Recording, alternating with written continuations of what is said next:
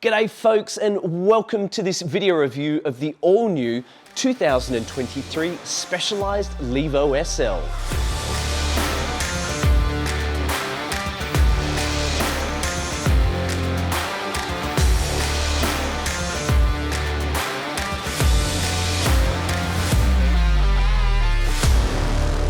The Specialized Levo SL is a lightweight, full suspension e-mountain bike that's designed for all-round trail riding. For 2023, it gets a brand new Fact 11M carbon frame. Whereas the previous version was a dedicated 29er, the new Levo SL now comes set up as a mullet. However, the addition of a chainstay flip chip means it's still compatible with a 29-inch rear wheel. Up front is a 160mm travel fork, which is a 10mm increase over the old bike. You'll still find 150mm of rear travel along with the FSR 4-bar suspension design, though the kinematics have been updated thanks to a longer stroke shock and a new linkage. The leverage curve is slightly less progressive, and Specialized claims it offers better small bump and mid-stroke sensitivity. Powering the Levo SL is an all-new SL 1.2 motor. Now it shares the same external shape and mounting points as the old motor, though a new two-piece magnesium housing is said to be stiffer and better at dissipating noise. Along with a brand new gearbox, Specialized claims the new motor offers up to a 45% noise reduction over the old version. It's also claimed to be more powerful, with peak torque increasing from 35 to 50 Newton meters and peak power output increasing from 240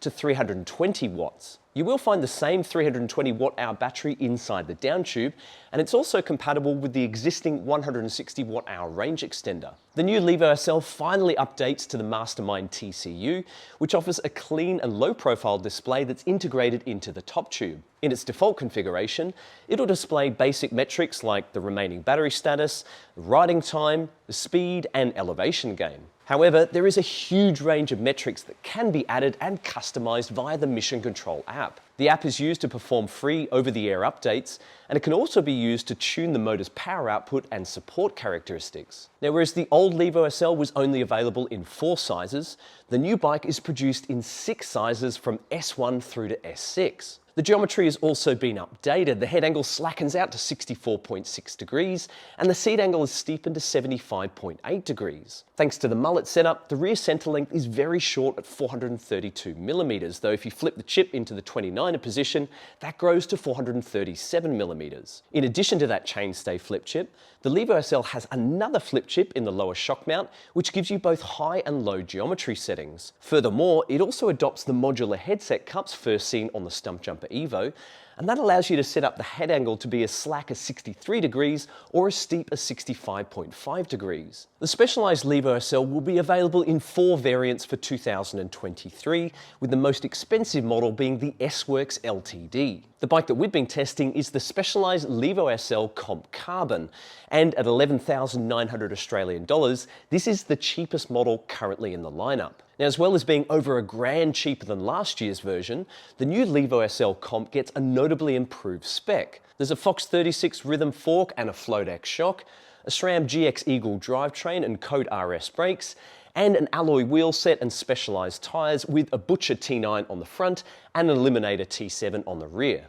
Confirmed weight for our Specialized Levo SL test bike is 18.24 kilos, and as usual, that's weighed without pedals and with the tyres set up tubeless. Now that's pretty impressive given that this is the cheapest model in the range, and obviously things do get lighter when you go to the S-Works model, which is claimed to weigh just 17.71 kilos. Now that's not quite as jaw-dropping as the original S-Works Levo SL, which came in at 16.9 kilos thanks to a very weight-optimized build kit. However, we're glad to see Specialized equipping the new Levo SL with a more performance-orientated build kit instead of chasing a headline weight figure. Now, whenever I ride a new e-bike with a different or an updated drive unit, it's usually the motor's performance that dominates my attention during the first few rides. Curiously, that wasn't actually the case with the Levo SL. I was actually most impressed by the suspension, which offers a beautifully plush feel and fantastic sensitivity throughout the travel. Just like the Stumpjumper Evo, it possesses an incredibly floaty ride quality on rough terrain, which works wonders at isolating your feet from the trail. The rear wheel tracks the ground closely, delivering excellent off-camber grip that's enhanced by the compliant alloy rims. The result is that you can plunge this bike into an ugly rock garden,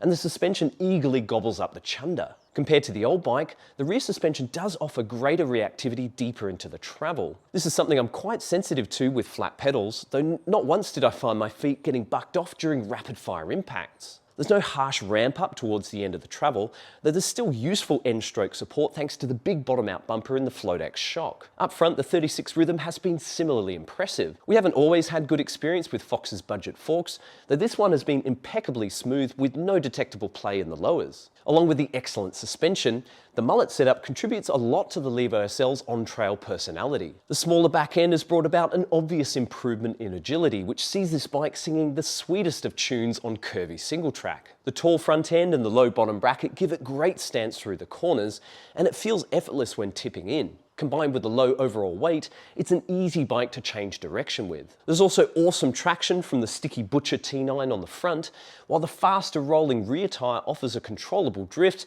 when sharpening off the apex of a turn. While the new Levo SL is a nimble and easy bike to place on the trail, it's also much more planted compared to its predecessor. The shorter fork offset has helped to calm down the steering at higher speeds, and that's accentuated by the bigger fork and the slacker head angle. That makes it much more confidence-inspiring on steep and technical terrain, and while it's no monster truck like the Kenevo SL, it's still very capable overall. And when the gradient really falls away on blind drops and steep rollovers, I've appreciated the extra arse-to-tyre clearance when pushing right off the back of the bike. As for the new SL 1.2 motor, well, it was clear within the first few pedal strokes that it offers a substantial boost over the old bike. There's noticeably more support and power across a wider range of riding speeds. It climbs faster, and it's also quite a bit easier to keep up with full-powered e-bikes when you're traversing across undulating single track. There's also a greater degree of overrun, with the motor delivering support for a fraction longer whenever you stop pedaling. Of course, it's not as grunty as a full-powered motor on really steep inclines. Even in turbo mode, you'll be doing the majority of the work when negotiating technical climbing features. Overall though, the new motor does well to filter uneven inputs from the rider and deliver smooth and predictable power output to the rear wheel. For the most part, it feels quite natural, and this is complemented nicely by the quieter performance.